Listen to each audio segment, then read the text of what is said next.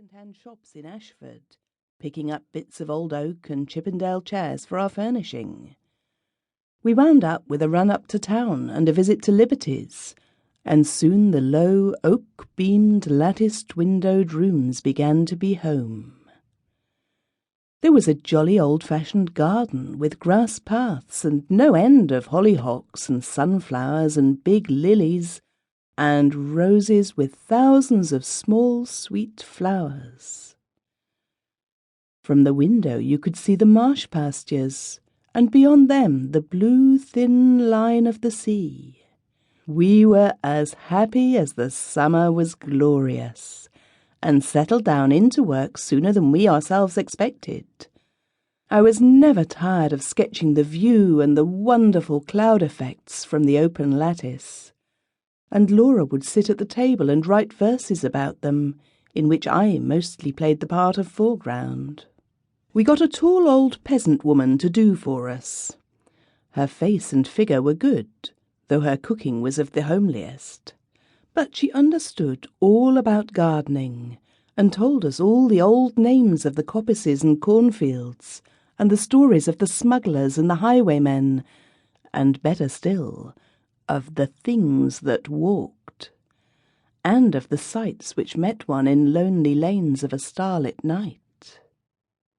She was a great comfort to us because Laura hated housekeeping as much as I loved folklore, and we soon came to leave all the domestic business to Mrs. Dorman, and to use her legends in little magazine stories which brought in guineas.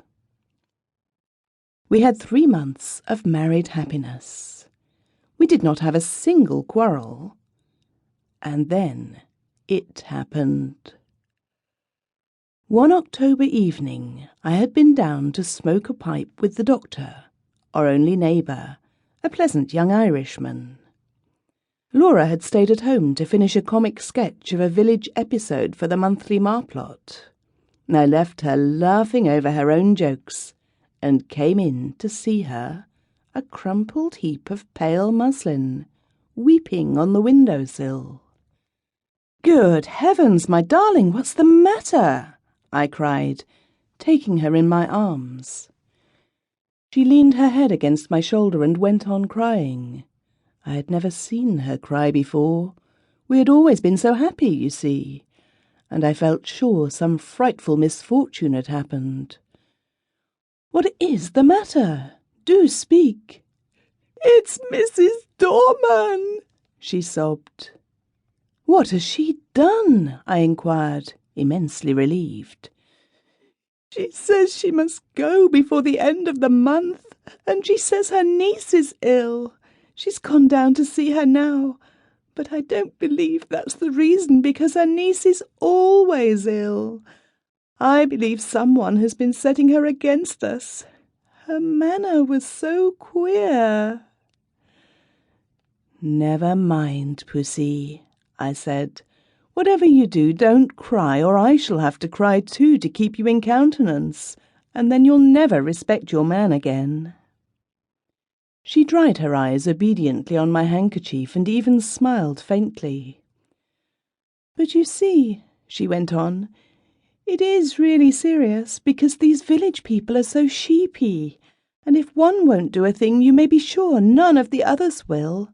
And I shall have to cook the dinners and wash up all the hateful greasy plates, and you'll have to carry cans of water about and clean the boots and knives, and we shall never have any time for work or earn any money or anything.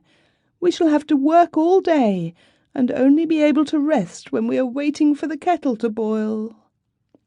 I represented to her, even if we had to perform these duties, the day would still present some margin for other toils and recreations. But she refused to see the matter in any but the greyest light. She was very unreasonable, and I told her so. But in my heart, well, who wants a woman to be reasonable? "I'll speak to Mrs. Dorman when she comes back and see if I can't come to terms with her," I said. "Perhaps she wants a rise in her screw. It will be all right. Let's walk up to the church." The church was a large and lonely one, and we loved to go there, especially upon